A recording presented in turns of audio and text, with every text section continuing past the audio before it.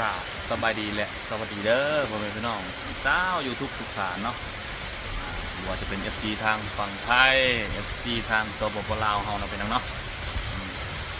จะมาพบมาพอกับช่อง YouTube ของ Hunter Channel กันอีกแล้วเป็นยังไงนี่สำหรับมื้อนี้ก็ตามแองเฮานี่แหละพี่น้องเลยมาอยู่กันกับตามแองเนาะช่วงนี้ฝนตกนะเพียงเด้อมาอยู่เขาเนาะพวกหมูเขาก็อยากเปื่อนๆนิดหน่อยเนาะเพราะว่ามันหัว โอเคฝนตกมันหัวก็เลยอยากเปื่อนๆเนาะอันนี้ก็สิมาอัปเดตหมูคุ้นให้พี่ให้น้องฟังกันนะพี่น้องเนาะก็สำหรับตัวนี้ก็คุ้นมาได้เป็นเดือนเลยพี่น้องเลยเดือนปลายละคุ้นมาเนี่ยประมาณเดือนหนึ่งครับ2 อาทิตย์เลยพี่น้องเลยแต่ว่าเป็นสายเลือดดูหลอกเนาะอันนี้เป็นพ่อดูหลอกเนาะแต่ว่าแม่กับเป็นแม่ขาวเนาะแม่ตามสายธรรมดาเราขอบเขาอยู่แล้วเนาะพี่น้องเนาะสำหรับแม่นี่ได้ลูกดู12เนาะพี่น้องเนาะตุยไป9 เหลืออยู่3เนาะตุยค่าท้องน้องบัวได้ตุยแบบว่าออกมาแล้วสมบูรณ์แล้วตายเนาะอันนี้มันออกมาเป็นมันนอกไปเนาะตัวที่ยังเหลือก็คือ3แองนี่แหละพี่น้องเนาะผู้2แม่1เนาะตัวหนึ่งก็จะเป็นยังบุมันใส่ลงหำบ่เนาะตัวนั้นเนาะตัวใหญ่กว่ามูลเนี่ยค่อนข้างว่าที่ใส่ลงหำก็เลยมาอัปเดตให้พี่น้องฟังเบิ้งเนาะมาเบิ้งกันน้ำกันเนาะอันนี้แม่น3 เดือนเนาะหมูเขาเนี่ยก็ค่อนข้างว่าอยากกิ้วเขาในจังหน่อยพี่น้องเลย สาเหตุก็คือยังว่าแม่มันบ่ได้ลูกเขาแหละเนาะบ่ได้น้ำเก่าจาก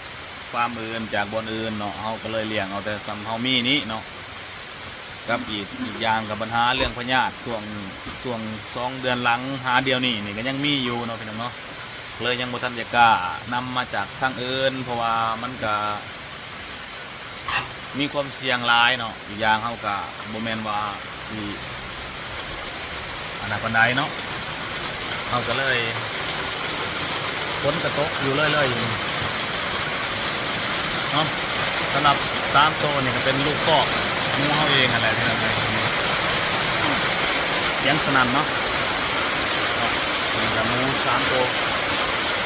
เพื่ออาหารเรียบร้อยเนาะตัวข้าวสำหรับแม่มันผสมไป2 รอบเลยพี่น้องเลยเนาะสำหรับแม่นี่ผสมอยู่2 รอบตับอิดกับแม่ได้อยู่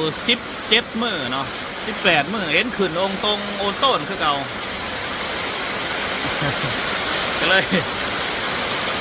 ผสมอีกเทื่อที่2เนาะปัจจุบันนี่ได้อยู่25 มื้อเนาะอีก4 มื้อก็สิครบเดือนเนาะก็คือว่ายังบ่เห็นเรื่องการเป็นสัตว์ของแม่มันเนาะจะเป็นอะไรก็รอติดตามอีกวันนึงเนาะพี่น้องเนาะแต่ประมาณ2 เดือนก็สิเห็นท่อฝนกระตกแห้งยันพี่จะน้องบ่ได้ยินเสียงเนาะตกแห้งเนาะสำหรับ3 ตัวเท่านี้เนาะพี่น้องเนาะโอเคนี่ด้านใหญ่3 ตัวเฮาบรรยากาศฝนตกลิ้นเด้อฝนตกแห้งแล้วพายุเด้อนี่